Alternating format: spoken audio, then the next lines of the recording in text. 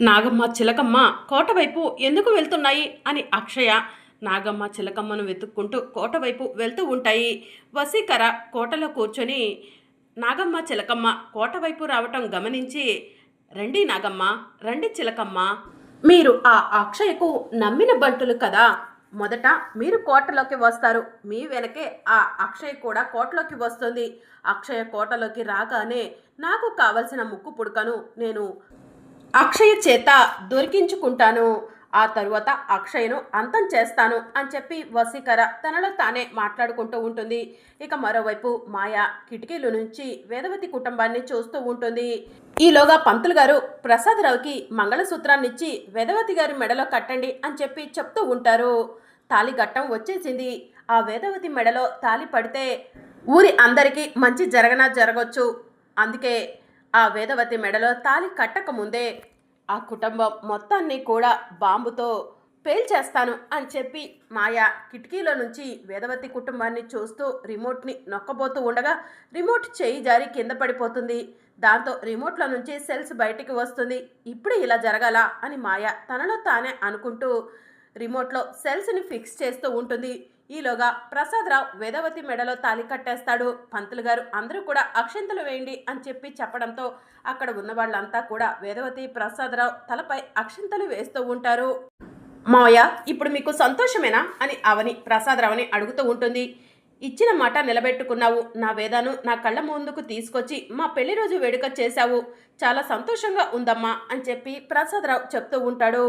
అవని, అత్తయ్య గారు నిన్ను ఇన్ని రోజులు అపార్థం చేసుకున్నారు. ఎప్పటికీ ఈ గొడవలు తగ్గిపోతాయో, నిన్ను ఎప్పటికీ దగ్గరికి తీసుకుంటారో అనుకున్నాను. ఇప్పుడు ఆ బాధ కూడా లేదమ్మా అని చెప్పి పెద్దిరాజు చెప్తూ ఉంటాడు. అంతలా సంబరపడిపోకండి పెద్దిరాజు గారు. అవని ఈలోగా ఏదో ఒక చెడ్డ పని చేస్తుంది, అత్తయ్యకు దూరం అయిపోతుంది అని నిహారిక అంటూ ఉంటుంది. నోరు ముయ్యండి. ఇక ఎవరు ఎన్ని చెప్పినా కూడా నేను ఎవరి మాటలు నమ్మను, ఎవరి మాటలు వినను. నా కోడలు అవనిని నేను దూరం చేసుకోలేవను. ఇలాంటి బంగారన్న ఇన్ని రోజులు దూరం చేసుకుంది. ఎన్ని క్షమాపణలు చెప్పినా తక్కువే అని వేదవతి అవనిని హగ్ చేసుకొని అంటూ ఉంటుంది. మనకి క్షమాపణలు ఎందుకు లేత్తయ్యా అని చెప్పి అవని అంటూ ఉంటుంది. ఇక మరోవైపు నాగమ్మ చిలకమ్మ కోట వైపు వెళ్తూ ఉంటే అక్షయ నాగమ్మ చిలకమ్మలను చూసి, నాగమ్మ చిలకమ్మ కోట వైపు ఎందుకు వెళ్తున్నారు? కోటలో వసీకర ఉంటుందని మీకు తెలుసు కదా. వసీకర దగ్గరకు వెళ్తే మీ ప్రాణాలకు ప్రమాదం, వెళ్ళకండి అని అక్షయ పిలుస్తూ ఉంటుంది. నాగమ్మ చిలకమ్మ అక్షయ్ మాటను వినిపించుకోకుండా కోట వైపు వెళ్తూనే ఉంటాయి. నా మాట వినకుండా మీరు వెళ్ళిపోతున్నారు కదా, నా మీద ఒట్టే అని అక్షయ్ అంటుంది. అయినా కూడా నాగమ్మ చిలకమ్మ వినకుండా వెళ్ళిపోతూనే ఉంటాయి. మీకేమైంది? ఆ వసీకర మీ పైన ఏదో ప్రయోగం చేసినట్టుంది, అందుకే ఈరోజు మీరు నా మాట వినట్లేదు. ప్లీజ్ నాగమ్మ, మీరు వెళ్ళొద్దు, మీ ప్రాణాలకు ప్రమాదం అని చెప్పి అక్షయ ఏడుస్తూ ఉంటుంది. త్వరగా రండి నాగమ్మ, త్వరగా లోపలికి రండి చిలకమ్మ అని చెప్పి వసీకర పిలుస్తూ ఉంటుంది. ఈ పాటికే ఆ కుటుంబం ఖాళీ బూడిదైపోయి ఉంటుంది. ఇక అక్షయ ముక్కు పుడక వెతికి ఇవ్వగానే అక్షయ్ను కూడా అంతం చేసేస్తాను అని వసీకర తనలో తానే అనుకుంటూ ఉంటుంది. పెళ్లి రోజు తంతు పూర్తయిపోయింది కాబట్టి అమ్మవారి ముందు ఉన్న ఫలాలను తీసుకొని అందరికీ ఇవ్వండి అత్తయ్య అని అవని చెప్తూ ఉంటుంది. ఇక వేదవతి అమ్మవారి ముందు ఉన్న బత్తాయిలు తీసుకొని పెళ్లి రోజు వేడుకకు వచ్చిన అందరికీ కూడా బత్తాయిలు పంచుతూ ఉంటుంది.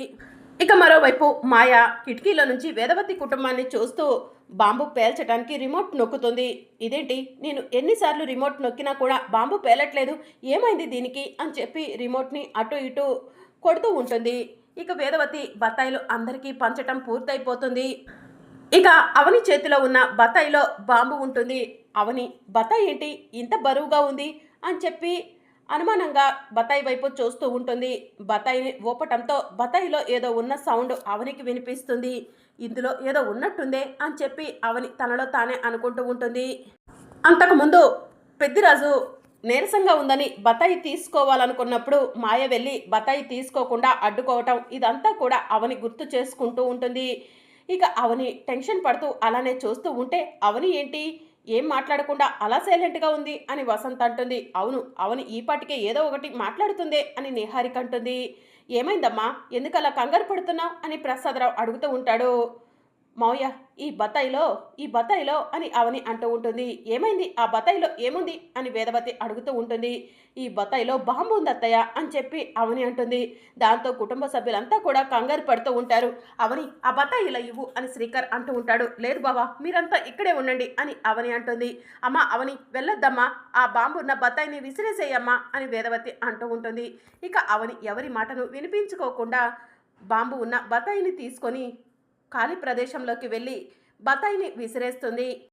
ఇక మరోవైపు మాయా రిమోట్లో ఉన్న సెల్స్ని మరొకసారి మార్చి రిమోట్ని ప్రెస్ చేయటంతో ఒక్కసారిగా ఖాళీ ప్రదేశంలో బాంబు బ్లాస్ట్ అవుతుంది.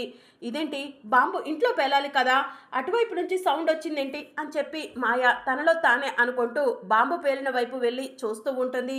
ఇక అవని బాంబు పేలటంతో షాక్ అయ్యి ఇక మెల్లగా అమ్మయ్య అనుకుంటూ ఇంట్లోకి వస్తూ ఉంటే మాయ ఎదురుగా వస్తుంది.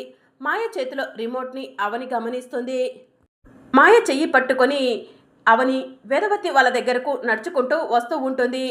బత్తాయిలో బాంబు పెట్టారంటే మీ కుటుంబం మొత్తంపై ఎవరికో కోపం ఉండుంటుంది వేదవతి గారు, మిమ్మల్ని అందరినీ చంపటానికే బాంబులో బత్తాయి పెట్టారు అని పల్లెటూరి వాళ్ళు అంటూ ఉంటారు.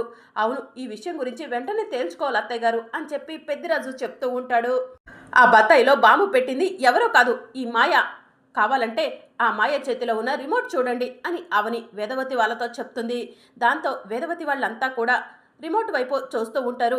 అవని నువ్వు నన్ను అపార్థం చేసుకుంటున్నావు, నేను బాంబు సౌండ్ వచ్చిందని బయటికి వస్తుంటే ఈ రిమోట్ అక్కడ నాకు దొరికింది అని చెప్పి మాయ చెప్తూ ఉంటుంది. మాయపై అనవసరంగా నిందలు వేయకు అవని, నీకు మాయ అంటే కోపం కాబట్టి మాయపై నిందలు వేస్తున్నావు అని చెప్పి నిహారిక చెప్తూ ఉంటుంది. అవును మాయా మేడం చాలా మంచివాళ్ళు అని కృష్ణబాబు అంటూ ఉంటాడు. నోరు మూస్తారా, ఇందాకలా పెద్దిరాజన్నయ్య బత్తాయి తీసుకున్నప్పుడు కూడా ఈ మాయా బత్తాయి తీసుకోకుండా అడ్డుపడింది, ఖచ్చితంగా మాయే ఈ బత్తాయిలో బాంబు పెట్టింది అని అవని అంటుంది. అవని అమ్మవారి నైవేద్యం సేవించకుండా బత్తాయి తీసుకోవడం మంచిది కాదని అప్పుడు అడ్డుకున్నాను అని చెప్పి మాయ చెప్తూ ఉంటుంది. ఆ బత్తాయి పైన నీ నెయిల్ పాలిష్ కూడా ఉంది, నేను గమనించాను మాయా అని చెప్పి అవని అంటుంది. అది పెద్దిరాజు గారి నుంచి తీసుకున్నప్పుడు అంటుంటుంది అని చెప్పి మాయ చెప్తూ ఉంటుంది. నేను వచ్చినప్పటి నుంచి గమనిస్తూనే ఉన్నాను, నువ్వు బత్తాయిల వైపు చూస్తున్నావు, కంగారు పడుతున్నావు అని చెప్పి అవని మాయతో చెప్తూ ఉంటుంది. అవునమ్మా ఇందాకలా మేము ఫ్రూట్స్ అన్నీ పొలంలో నుంచి తీసుకొస్తుంటే ఈ మాయ వెనకే వచ్చింది, మాతో కాసేపు మాట్లాడి నాకు పనుంది వెళ్ళిపోమని చెప్పింది, ఖచ్చితంగా ఈ బాంబుని ఈ మాయ పెట్టుంటుందమ్మా అని పల్లెటూరి వాళ్ళు చెప్తూ ఉంటారు. అవని నేను మీ కుటుంబానికి ఎంతో మంచి చేశాను, ఎందుకు అవని నన్ను అపార్థం చేసుకుంటున్నావు, నేను సాధు జంతువుగా మారిపోయాను అవని అని చెప్పి మాయ చెప్తూ ఉంటుంది. ఇంతమంది చెప్తుంటే నువ్వు మారిపోయానని ఎవరికి చెప్తున్నావమ్మా అని ప్రసాదరావు చెప్తూ ఉంటాడు.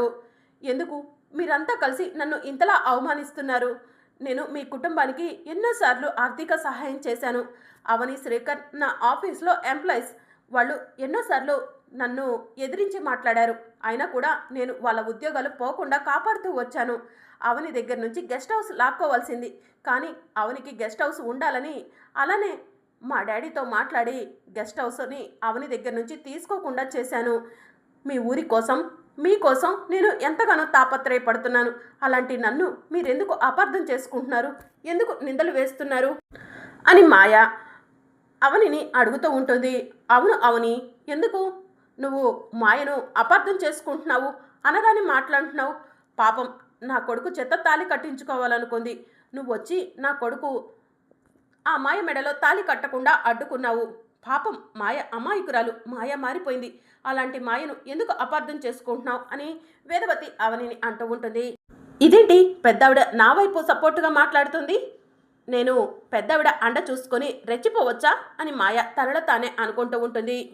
ఈ మాయ ఎంత మంచిదంటే కోటలో ఉన్న వసీకర్తో కలిసి మనల్ని చంపాలనుకుంటుంది, కోటలో ఉన్న వసీకర్తో కలిసి మన ఇంటి ముక్కు పుడకను కాజేయాలనుకుంటుంది, అంత మంచిది అని వేదవతి అంటూ ఉంటుంది. అదేంటి ఆంటీ గారు అలా మాట్లాడుతున్నారు అని మాయ అడుగుతూ ఉంటుంది.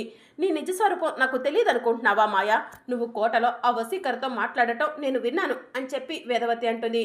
ఏమండి కోటలో నా కళ్ళ ముందే ఈ వసీకర మాయ మాట్లాడుకున్నారు, మన ముక్కు పుడకను సొంతం చేసుకోవడం కోసం వసీకర మాయ చేతులు కలిపారు, ఈ విషయం నేను అవనికి అప్పుడే చెప్పాను, కానీ సమయం కోసం అవని ఎదురు చూస్తుంది, ఇందాక నేను పూజ మధ్యలో నుంచి అవనిని పక్కకు తీసుకెళ్ళి మాట్లాడింది కూడా ఈ మాయ గురించే. మన కుటుంబం కోసం, మన కోసం ఈ మాయ సిటీకి వెళ్ళి మరి బొకే తీసుకొచ్చానని చెప్పింది కదా. దీని కళ్ళబుల్లి కబుర్లు నాకు నమ్మబుద్ధి కాలేదండి. ఇది ఇక్కడ ఉంటే పెళ్లి రోజు వేడుక ప్రశాంతంగా చేసుకోలేమని దీన్ని ఇక్కడ నుంచి వెంటనే పంపిమని చెప్పి నేను అవనితో మాట్లాడటానికే పక్కకు వెళ్ళానండి. ఈ కార్యక్రమం పూర్తయిపోయిన తర్వాత అవని ఆ మాయ బండారం బయట పెట్టి పంపించేస్తానందండి అని చెప్పి వేదవతి ప్రసాదరావుకి చెప్తూ ఉంటుంది. ఆంటీ గారు, మీరు నన్ను అపార్థం చేసుకుంటున్నారు అని మాయ అంటూ ఉంటుంది. ఎవరిని అపార్థం చేసుకుంటున్నారే? నువ్వు ఈ బాంబు బత్తాయిని తీసుకొచ్చి ఇంట్లో పెట్టింది నిజం. అందుకనే ఇక్కడ బాంబు పేలుతుందని ముందు నీకు తెలుసు కాబట్టి మేము మాత్రమే ఇక్కడ ఉన్నాము. నువ్వు మాతో పాటు కలిసి లేకుండా పక్కకు వెళ్ళావు. ఇదంతా నువ్వు కుట్రపూరితంగా చేసిన పనే అని చెప్పి అవని అంటూ ఉంటుంది. ఆంటీ గారు, మీరైనా నన్ను నమ్మండి అని మాయ వేదవతితో చెప్తూ ఉంటే, ఎవరై నిన్ను నమ్మేది? నువ్వు సాధు జంతువుగా మారిపోయావంటే నన్ను నమ్మమంటావా? అవని మొదటి నుంచి చెప్తూనే ఉంది. ఆ మాయ మారిపోలేదు, మారినట్టు నటిస్తుందని నెత్తి నోరు చెప్పి మరీ మొత్తుకుంది. నేను అవని మాటలు నమ్మలేదు. నీ గురించి కోటలో అన్ని విషయాలు నాకు తెలిసిపోయాయి అని చెప్పి వేదవతి మాయ చంపపై లాగిపెట్టి ఒక్కటిస్తుంది. అవని, ఇక ఎక్కువ ఆలస్యం చేయకు, వెళ్ళు, దీని లగేజ్ తీసుకొని రాపో. ఇది ఈ ఊరిలోనే కాదు, ఈ ఇంట్లో కూడా ఉండటానికి వీల్లేదు అని చెప్పి వేదవతి చెప్తూ ఉంటుంది. నేను వెళ్ళి తీసుకొస్తాను అత్తయ్య గారు అని పెద్దిరాజు లోపలికి వెళ్తూ ఉంటాడు. రే కృష్ణ, నువ్వు కానీ నిహారిక్ కానీ వసంత కానీ ఈ మాయకు సపోర్ట్ చేశారనుకో, నా ఇంట్లో ఉండటానికి వీల్లేదు అని వేదవతి నిహారిక, కృష్ణబాబు, వసంతలకు వార్నింగ్ ఇస్తుంది. ఇంత జరిగాక నీ ఆఫీస్లో మేము పని చేయము, మేము సిటీకి రాగానే రిజైన్ చేస్తాము అని శ్రీకర్ చెప్తూ ఉంటాడు. ఆఫీస్ వంక పెట్టుకొని ఇక్కడికి వచ్చావు, ఇక బయలుదేరు అని అవని మాయకు చెప్తూ ఉంటుంది. రేపు రాబోయే అప్కమింగ్ ఎపిసోడ్లో మాయ ఒంటరిగా కూర్చొని ఎన్నో స్కెచ్లతో ఈ ఊరిలో అడుగు పెట్టాను. ఆ వసీకర వల్ల ఈసారైనా సరే ఏదో ఒక అద్భుతం జరుగుతుందనుకున్నాను. ఎలాంటి అద్భుతం జరగకపోగా అంతా తలకిందులైపోయింది. ఆ వేదవతి నన్ను మెడపట్టి ఇంట్లో నుంచి బయటకు గెంటేసింది అని మాయ జరిగిందంతా కూడా గుర్తు చేసుకుంటూ ఉంటుంది. మరోవైపు జగన్నాథం చెట్టు కింద కూర్చొని ఊరి వాళ్లతో మాట్లాడుతూ ఉంటాడు. ఏదో విషయం మాట్లాడాలన్నారు, ఏంటి జగన్నాథం గారు అని శ్రీకర్ అడుగుతూ ఉంటాడు. నా మనవడు అనుకోని కారణాల వల్ల పెళ్లి చేసుకోవాల్సి వచ్చింది అని జగన్నాథం చెప్తూ ఉంటాడు. ఆ అమ్మాయి ఎవరు జగన్నాథం గారు అని అవని అడుగుతూ ఉంటుంది. మనవడా, నీ భార్యను తీసుకొని ఇలారా అని చెప్పి జగన్నాథం పిలుస్తూ ఉంటాడు. అప్పుడు పెళ్లి బట్టలతో పూలమాలలతో మాయను తీసుకొని రవీంద్ర నడుచుకుంటూ వస్తూ ఉంటాడు. మాయను చూసిన అవని, శ్రీకర్ షాక్ అవుతారు. మాయ మాత్రం అవని వాళ్ళ వైపు ఎలా ఉంది నా ప్లాన్ అన్నట్టు చూస్తూ ఉంటుంది. మరి అప్కమింగ్ ఎపిసోడ్లో ఏం జరగనుందో తెలుసుకోవాలనుకుంటున్నారా? అయితే ఛానల్ను సబ్స్క్రైబ్ చేసుకోండి.